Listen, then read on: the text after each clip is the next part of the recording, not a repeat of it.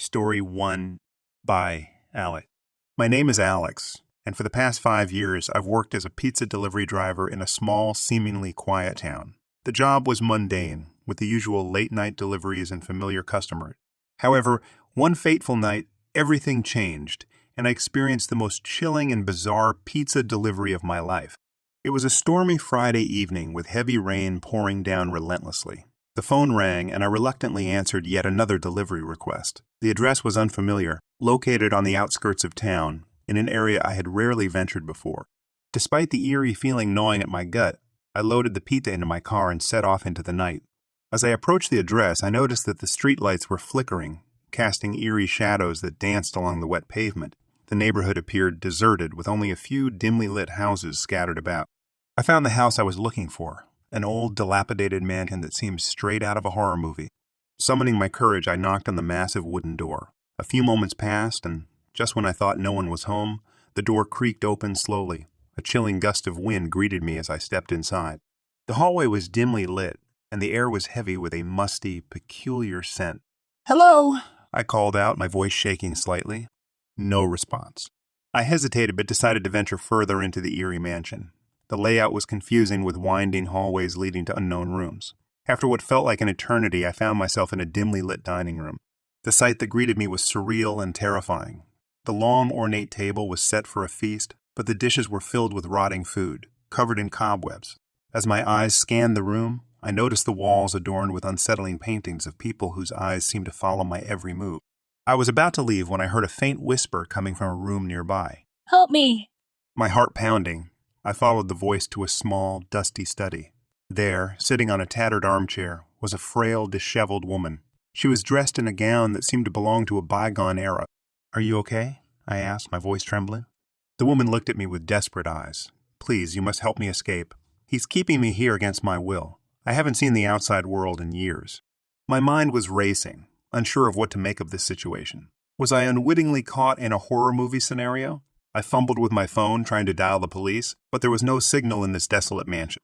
Suddenly, the front door slammed shut, and the room plunged into darkness. Panic washed over me as I heard faint footsteps approaching. The woman's eyes widened in fear, and she motioned for me to hide. In the darkness, I crouched behind a dusty bookshelf, my heart thudding loudly in my chest. The footsteps grew closer, and I could make out the silhouette of a tall, ominous figure. "Is someone there?" the deep, chilling voice called out. I held my breath, praying he wouldn't find me. The man continued to search the room, and just as I thought he was about to discover my hiding spot, a loud crash echoed from another part of the house. Seizing the opportunity, I slipped out of the study and made a dash for the front door. As I reached the entrance, I caught a glimpse of the man who'd been holding the woman captive. He was clad in tattered clothes, his face obscured by a grotesque mask. He chased after me, his heavy footsteps echoing through the mansion. Terrified, I managed to unlock the door and ran into the stormy night. Rain lashed at my face as I sprinted towards my car, not daring to look back. With trembling hands, I managed to start the engine and sped away from the mansion, vowing never to return. I reported the incident to the police, who investigated the mansion and arrested the man for kidnapping and various other crimes. The woman, who turned out to be a missing person, was reunited with her family, and the mansion was sealed off as a crime scene. Since that night, I quit my job as a pizza delivery driver. The memory of that freaky delivery haunted me, and I couldn't bear the thought of stepping foot in that town again. Some horrors are too real, too close to home, and they stay with you long after the night is over. I may have left that small town, but I will never forget the sinister delivery that changed my life forever. Story 2 by Emily. My name is Emily, and I worked part-time as a pizza delivery driver to make ends meet during college. One particular night, I encountered an experience that left me questioning the boundaries between the living and the dead. Little did I know that a seemingly routine pizza delivery would plunge me into a nightmarish tale I would never forget. It was a gloomy evening with a hint of rain in the air. The pizza parlor was swamped with orders, and my manager, Mike, handed me a last-minute delivery to a nearby neighborhood known for its unsettling history. Ignoring my growing apprehension, I hopped into my car and set off to the address provided. The destination led me to an old, decrepit mansion nestled at the end of a winding road. The mansion looked like it had seen better days, with vines crawling up the walls and boarded-up windows adding to its eerie charm. My gut told me to turn back, but I needed the money and push forward. As I approached the front door, I felt an inexplicable chill in the air. The hairs on my neck stood on end, and I hesitated before knocking. My knock echoed through the empty halls, and to my surprise, the door creaked open on its own, revealing the dark abyss within. "Hello?" I called out nervously, hoping it was just a forgetful customer. Silence. I reluctantly stepped inside, clutching the pizza box tightly. The interior of the mansion was dimly lit, and dust particles danced in the air, creating an almost ethereal atmosphere. Strangely, there were no signs of life or habitation anywhere. As I made my way through the maze-like hallways, a faint whisper reached my ears. It sounded like someone saying, "Help me?" My heart pounded as I followed the voice. The whisper led me to a room with a creaking door slightly ajar. The darkness inside was suffocating, but I couldn't ignore the plea for help. I pushed the door open, and what I saw froze me in my tracks. Before me stood a young girl, pale and gaunt, dressed in an old-fashioned white nightgown. Her eyes were hollow, and her lips trembled as she stared at me with an intensity that sent shivers down my spine. "Please, help me," she whispered, her voice barely audible. "What happened? Are you okay?" I stammered, my mind racing with fear and confusion. The girl's spectral form began to fade, and she reached out to me with translucent hands. "You must leave. He won't let me go." Before I could react, a bone-chilling breeze swept through the room, and the girl vanished into thin air. Panic consumed me, and I ran out of the mansion, dropping the pizza box in my haste. I jumped into my car, heart pounding like a drum, and sped away from the haunted mansion. I didn't look back until I reached the safety of the pizza parlor, where I recounted my horrifying encounter to Mike and my fellow coworkers. Mike listened intently and shared a grim revelation. The mansion had once belonged to a wealthy family who had tragically lost their daughter decades ago. The girl's spirit was said to roam the halls, seeking help and solace in the afterlife. Many drivers before me had delivered pizzas to that address, but none had encountered the girl's ghostly presence. From that night on, I couldn't escape the haunting image of the spectral girl. I had stepped into a realm of the supernatural, and the line between reality and the unknown blurred in ways I couldn't explain.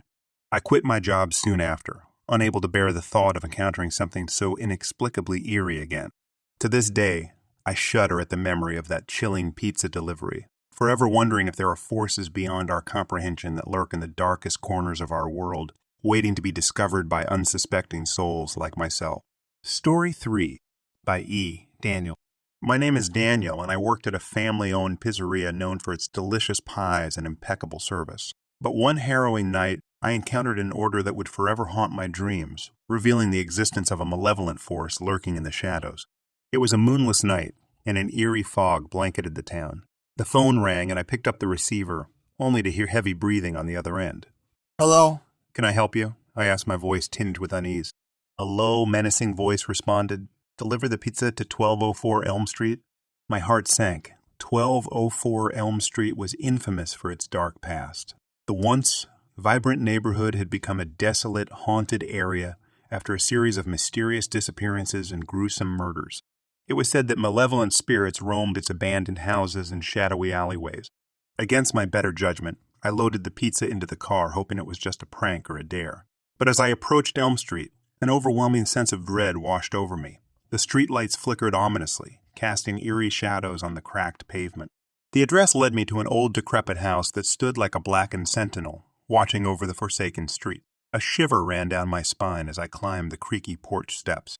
I knocked on the door, and a chilling silence greeted me. The air was thick with an inexplicable heaviness that made it hard to breathe. Just as I was about to turn away, the door creaked open slowly, revealing an ominous darkness inside. The faint aroma of decay lingered in the air, making my stomach churn. Against my better judgment, I stepped inside, clutching the pizza box tightly. The interior was a scene from a nightmare. The walls were adorned with unsettling paintings, their subjects warped and twisted in agony. Broken furniture littered the floor, and cobwebs hung from the ceiling like ghostly tapestries. I called out, "Pizza delivery," but my voice echoed through the house unanswered. As I ventured further into the murky depths, a sudden gust of wind blew through the corridor, extinguishing the flickering candles scattered around the house. In the darkness, I heard faint whispers, like malevolent voices conspiring against me. Panic rose within me, and I fumbled for my phone to call for help, but there was no signal. It was as if the house itself was preventing me from escaping its clutches. I finally found the living room, and to my horror I saw a group of shadowy figures huddled around a pentagram drawn on the floor. Their eyes glowed with a sinister light, and they chanted in a language I couldn't comprehend.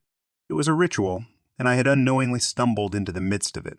Fear paralyzed me as they turned their malevolent gazes toward me. "You shouldn't have come," one of them hissed, their voice resonating through my very soul.